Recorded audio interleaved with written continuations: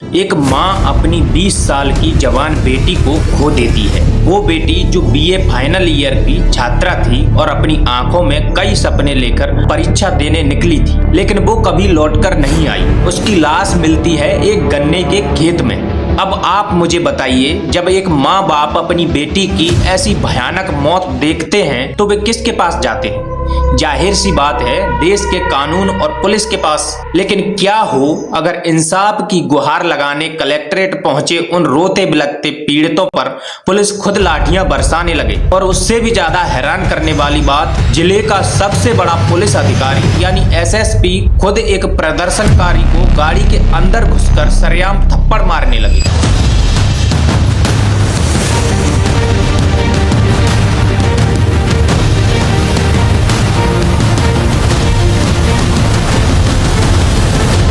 दोस्तों, आज के इस वीडियो में हम उत्तर प्रदेश के मेरठ से आई एक बेहद परेशान करने वाली घटना की गहराई में जाएंगे। हम जानेंगे कि ललिता गौतम कौन थी, उसके साथ क्या हुआ, पुलिस की जांच पर सवाल क्यों उठे और क्यों इस मामले में भीम आर्मी चीफ और सांसद चंद्रशेखर आजाद को बीच रास्ते में ही भारी पुलिस बल लगाकर रोकना पड़ा। चलिए इस पूरे केस की क्रोनोलॉजी को आसान शब्दों में समझने की कोशिश करते हैं। कहानी की शुरुआत होती है 15 मई 2026 को। मेरठ के रोहता इलाके में रहने वाली 20 साल की दलित छात्रा ललिता गौतम अपने घर से कॉलेज का एग्जाम देने के लिए निकलती है, लेकिन शाम तक वो घर वापस नहीं आती। परिवार परेशान होता है, ढूंढना शुरू करता है और अगले ही दिन यानी 6 मई को रोहता के एक गन्ने के खेत से ललिता की बेजान लाश बरामद होती है। शुरुआती जांच के बाद पुलिस मुख्य आरोपी को गिरफ्तार कर लेती है और कहती है कि मामला सुलझ गया। यहीं से शुरू होता है एक बड़ा सवालिया निशान। अगर पुलिस ने आरोपी को पकड़ लिया था तो फिर हत्या के लगभग 2 महीने बाद जुलाई 2026 में पीड़ित परिवार और दलित समुदाय के सैकड़ों लोग सड़कों पर उतरने के लिए मजबूर क्यों हुए?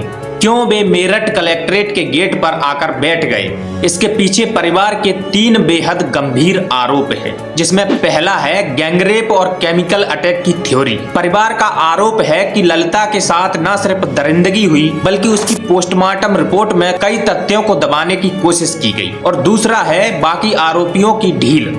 परिवार का दावा है कि इस हत्याकांड के पीछे कई और सह साजिशकर्ता भी शामिल हैं जो खुलेआम घूम रहे हैं। और तीसरा है सिस्टम का दबाव। आरोपी का एक भाई पीएसी में कांस्टेबल बताया गया, जिसके चलते परिवार को लगा कि मामले को रफा दफा करने की कोशिश हो रही है।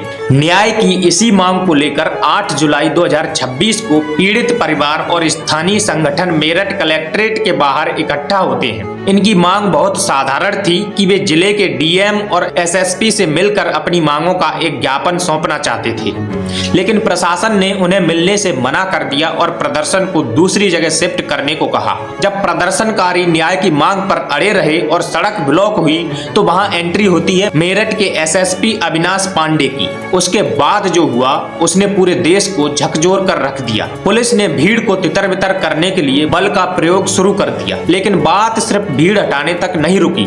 सोशल मीडिया पर एक वीडियो तेजी से वायरल होता है जिसमें एसएसपी अविनाश पांडे खुद प्रदर्शनकारियों को थप्पड़ मारते हुए भीड़ में घुसते दिखते हैं। हद तो तब हो गई जब हिरासत में लिए गए प्रदर्शनकारी रवि गौतम को पुलिस की प्रिजनर वैन में बिठा दिया गया था। वीडियो में साफ देखा जा सकता है कि एसएसपी खुद उस गाड़ी के अंदर घुसते हैं और कानून को ताक पर रखकर उस निहत्थे शख्स पर थप्पड़ बरसाना शुरू कर देते हैं। दोस्तों, कानून की किताबों में पुलिस को कानून व्यवस्था बनाए रखने के लिए न्यूनतम बल के इस्तेमाल की इजाजत होती है, लेकिन क्या एक पुलिस अधिकारी को यह अधिकार है कि वह कस्टडी में लिए गए व्यक्ति पर इस तरह हाथ उठाए?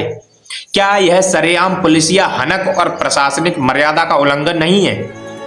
इसी कार्रवाई के बाद पुलिस ने उल्टे पीड़ितों और प्रदर्शनकारियों के खिलाफ ही गंभीर धाराओं में, जिसमें हत्या के प्रयास की धारा भी शामिल है, ऐसे 63 लोगों पर मुकदमा दर्ज कर दिया। जब यह थप्पड़ कांड और लाठीचार्ज का वीडियो इंटरनेट पर फैला तो यूपी की राजनीति में एक और भूचाल आ गया। समाजवादी पार्टी के मुखिया अखिलेश यादव से लेकर कई बड़े नेताओं ने सरकार को घेरना शुरू कर दिया और इसी बीच एंट्री होती है आजाद समाज पार्टी के सांसद और दलित नेता नेता चंद्रशेखर आजाद की। उन्होंने ऐलान किया कि वे मेरठ जाकर पीड़ित परिवार से मुलाकात करेंगे और उन्हें न्याय का भरोसा दिलाएंगे। लेकिन मेरठ प्रशासन का रिएक्शन क्या था? चंद्रशेखर के मेरठ पहुंचने से पहले ही दौराला और सिवाया टोल प्लाजा को छावनी में तब्दील कर दिया गया। भारी पुलिस बल, वज्र वाहन और कंक्रीट के बैरिकेड्स लगा दिए गए ताकि एक सांसद को पीड़ित परिवार से मिलने से रोका जा सके। चंद्रशेखर आजाद को वहीं रोक लिया गया और वे घंटों वहीं टोल प्लाजा पर धरने पर बैठ गए। पुलिस का तर्क था कि उनके आने से शहर की कानून व्यवस्था बिगड़ सकती है, लेकिन विपक्ष का कहना था कि प्रशासन अपनी नाकामियों और एसएसपी के रवैये को छुपाने के लिए यह सब कर रहा है। तो दोस्तों, इस कहानी से आपको लगभग ये समझ में आता होगा कि एक तरफ उत्तर प्रदेश की सरकार जीरो टॉलरेंस और सख्त कानून व्यवस्था का दावा करती है, लेकिन जब जमीन पर एक दलित बेटी के इंसाफ के लिए